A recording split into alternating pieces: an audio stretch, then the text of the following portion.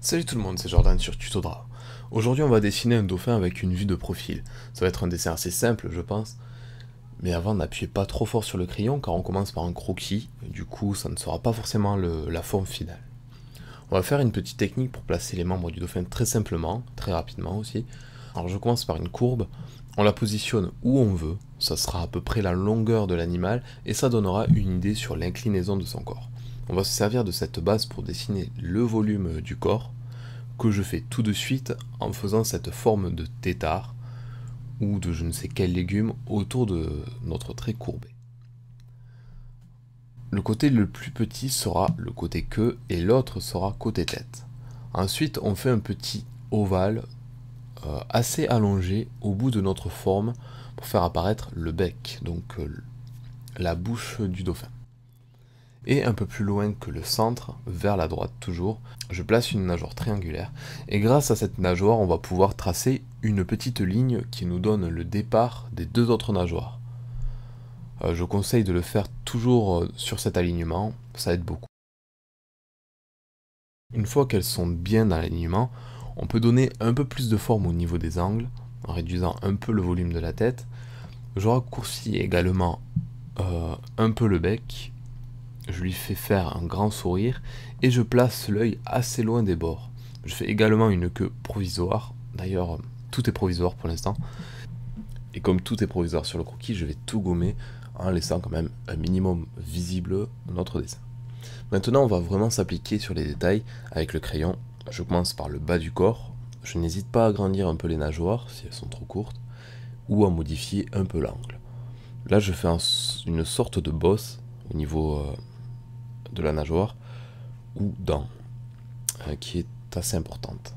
Alors je repasse le bas du ventre en bombant un peu entre les nageoires pour montrer qu'il s'agit bien du ventre du dauphin, et je repasse aussi au-dessus du corps et sur la tête. Je redessine l'aileron un peu plus grand et la queue elle aussi plus grande et plus équilibrée. Franchement je pense pas que ce soit super dur même pour la suite. Enfin maintenant, lorsqu'on a ça, je vais séparer des zones en traçant un trait qui commence depuis la queue et qui s'arrête pile à la nageoire latérale. En fait, je peux la continuer, mais j'ai oublié de faire la bouche et l'œil. Du coup, je retrace la bouche en remontant toujours vers le haut. Donc la partie haute du bec sera plus fine que la partie basse chez le dauphin en général, comme la mâchoire inférieure est plus épaisse. Ensuite, en face de notre beau sourire de dauphin, je replace l'œil. J'essaie de lui trouver une jolie forme en amande et j'en profite pour rajouter un petit trait qui ressemble à la continuité du bec. Étant donné qu'il y a du volume à cet endroit là, on le marque par ce trait. Comme la bouche est grande, ça crée ce nouveau volume en fait. Alors je reviens à la limite qui s'était arrêtée à la nageoire. Le mieux c'est qu'on la trace jusqu'en haut du bec très légèrement. En fait sous le dauphin normalement la couleur est un peu altérée, elle est un peu plus claire que sur les côtés. Et c'est pour ça que je fais cette limite. Je trace également une nouvelle limite en courbe, cette fois plus haute, qui part aussi de la queue et qui s'arrête au nez. Je laisse donc un petit espace entre le dos du dauphin et cette courbe, cette nouvelle courbe que je viens de faire. En fait, cette courbe, elle séparera un peu le dos du dauphin qui a tendance à être davantage exposé à la lumière. C'est juste un repère pour le coloriage. D'ailleurs, on le commence de suite. On va avec notre crayon faire de petits traits, les uns à côté des autres, sans appuyer fort, pile entre les deux limites qu'on a fait. On réduit un peu la teinte vers les yeux, et sous le corps, je n'ai même pas à colorier, je vais juste étaler avec mon doigt ou une estompe la masse du crayon vers le bas.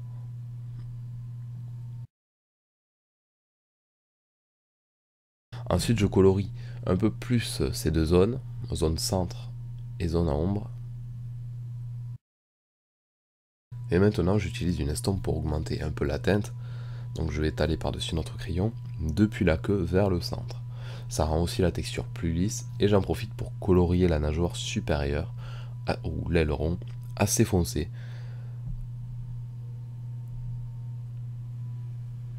Sans oublier celle en arrière-plan qui sera plus sombre.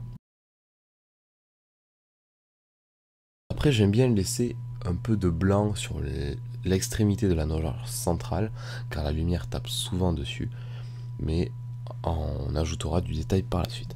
Je m'occupe de l'œil, j'affine légèrement les détails et je gomme de temps en temps quand je salis la feuille. Maintenant, je vais utiliser un pastel noir pour rendre plus sombre certaines zones, donc mieux faire ressortir le dauphin. On aurait très bien pu utiliser un crayon 3B par exemple à la place. Donc je vais repasser très légèrement par-dessus les zones déjà sombres, et avec mon crayon, je vais refaire très légèrement le contour entier du dauphin pour qu'il soit bien compact. Je raccourcis un peu le bec que je trouve également trop long, et à nouveau avec mon estompe, je vais un peu étaler les textures et rajouter un peu de sombre ici et là.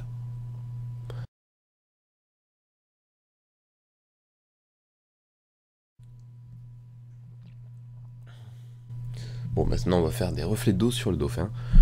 Pour ça, je colorie légèrement la surface du corps en gris, ou en passant le doigt, ou en utilisant une estompe, au choix. Une fois qu'on a ce gris, je vais utiliser le coin d'une gomme pour faire des petits traits dans divers sens, donc je peux les croiser les unes avec les autres. Ça aurait bien donné si on aurait fait un dauphin sous l'eau, par exemple.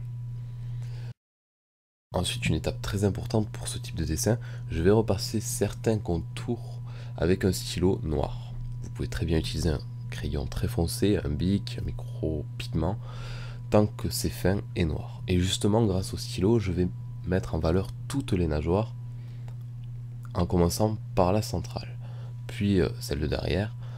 Je repasse même la bouche et l'œil. Je continue sur les autres nageoires, la queue, et je vais même jusqu'à repasser le contour du corps, mais de façon très fine. On n'appuie pas fort sur le stylo pour laisser juste une petite trace moins forte. Je gomme, et voilà, on a fini le dauphin. Mais je vais quand même rajouter un ou deux éléments que vous pouvez faire ou ne pas faire. Normalement, ça semble pas trop, parce que d'un, j'ai déjà mis des reflets d'eau sur le haut du corps, donc il est censé être sous l'eau.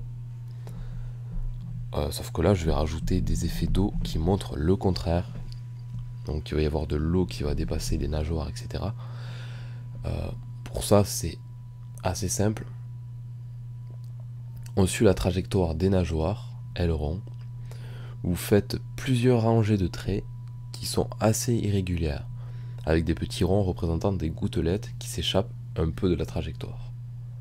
Donc ça reste très fin, on conseille d'appointer le crayon pour faire ça. On n'a pas besoin d'appuyer fort sur le crayon aussi. On peut se permettre de colorier un peu l'eau, mais pas partout, pour la laisser lumineuse et translucide.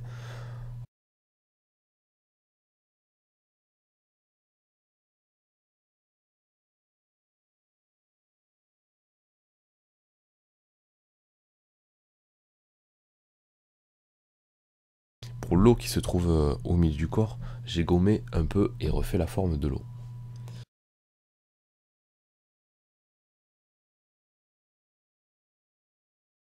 Maintenant en bonus, je rajoute une petite ombre assez simple à faire.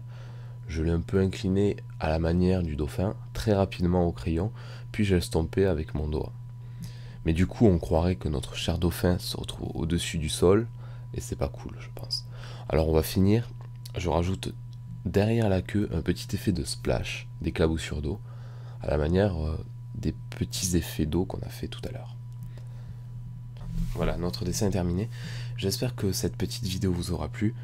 Je prépare déjà un autre tutoriel de dessin, donc ce sera dans les prochains jours, je pense. Je rappelle que vous pouvez vous abonner à la chaîne YouTube gratuitement en cliquant sur le bouton s'abonner si vous n'êtes pas abonné. Et n'hésitez pas à donner vos avis en commentaire. Et sur ce, bonne journée à vous.